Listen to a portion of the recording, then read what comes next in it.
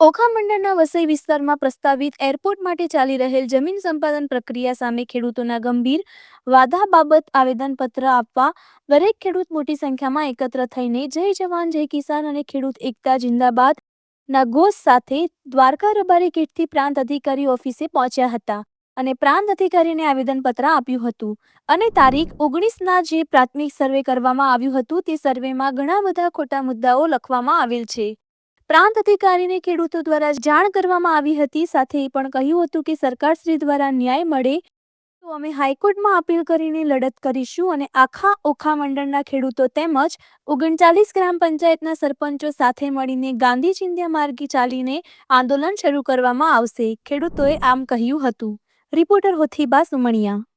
ભાઈ નાગેશ છે અને આજરોજ 21 તારીખના અમો બધા દ્વારકા તાલુકાના ખેડૂત આગેવાનો અને 4 ગામના ખેડૂત ખાતેદારો આજે પ્રાંત સાહેબને આવેદનપત્ર પાઠવવા માટે આવ્યા હતા કે જે વસઈ ગામે એરપોર્ટ બનાવવાની પ્રક્રિયા ચાલી રહી છે, સંપાદનની પ્રક્રિયા ચાલી રહી છે, તે અત્યારે હાલમાં સર્વે ચાલી રહ્યું છે, જેના વિરોધમાં આજે અમે આવેદનપત્ર આપવા માટે આવ્યા છીએ। અગાઉ પણ આવેદનપત્ર આપ્યા છે અને ઘણી બધી રજૂઆતો કરી છે કે જે વસઈ ગામની જમીનો, જે 4 ગામની જમીનો છે, ખૂબ જ ફળદ્રુપ લાયક અને પાણી લાયક જમીનો છે અને આ વિસ્તાર ખેતી લાયક વિસ્તાર છે।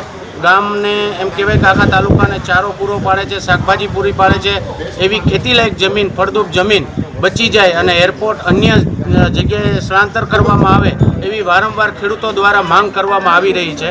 તો આ માંગને સ્વીકારવામાં આવે એવી અમારી સરકારશ્રીને રજૂઆત છે, કેમ કે આજે ઓખા મંડળની અંદર જો ખેતી લાયક જ પ્રદેશ નાબૂદ કરવામાં આવશે તો ખેડૂત બચશે નહીં। ખેડૂત છે એ અન્નદાતા છે, એ બચવો જરૂરી છે।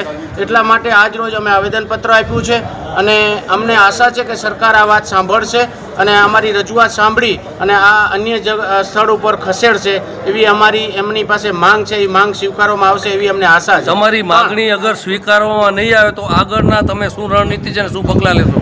અમારી જો માંગણી સ્વીકારવામાં નહીં આવે, આજે અમે આવેદનપત્ર આપવા આવ્યા છીએ એવું અમને લાગે છે કે અત્યારે જે સર્વે ચાલી રહ્યું છે એ સંપાદનની પ્રક્રિયા શરૂ કરી દેવામાં આવી છે।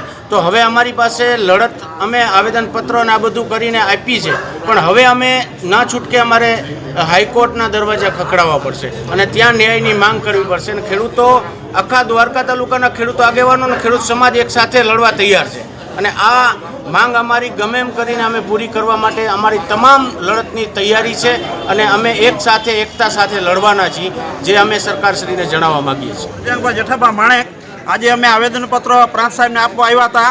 વસઈ, ગળેચી, કલ્યાણપુર અને મેવાસા જે ગામની ફળદ્રુપ જમીનો છે એમાં સરકારશ્રી એરપોર્ટ માટે જમીન એકવાર કરવા માગે છે, એમાં અમારો સંપૂર્ણ વિરોધ છે અને એના માટે અહીંયા આવેદનપત્ર આપ્યો છે।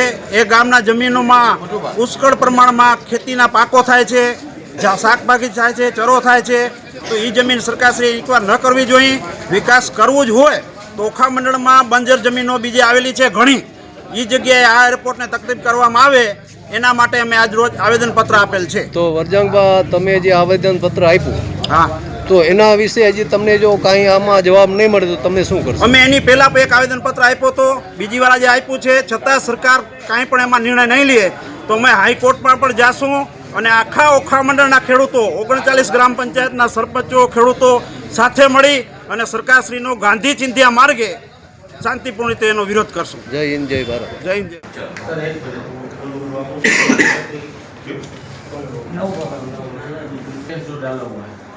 उसमें ऐसा डाला हुआ है कि धार्मिक स्थल नहीं है, ऐसा ये वहाँ पे है अनुसूचित जाति वालों पे जमीन नहीं आ रही है, सब टोटली रॉन्ग दरखास्त किया हुआ। दरखास्त किसने किया है? ये हमारे पास जो फॉर्मेट आया हुआ है उस फॉर्मेट के मुताबिक हमने जो इन्फॉर्मेशन भर के उसको इन्फॉर्मेशन के मुताबिक दे रहे हैं, मगर वो सब इन्फॉर्मेशन रॉन्ग है, मैं वो बता रहा हूँ। उन्होंने जो इन्फॉर्मेशन मांगी है ना उसी इन्फॉर्मेशन को हम दे रहे हैं। ये इन्फॉर्मेशन मांगने वाली एजेंसी जो है सेंट्रल गवर्नमेंट की एजेंसी है, एयरपोर्ट अथॉरिटी। तो उसको सही सही देना है जो भी है।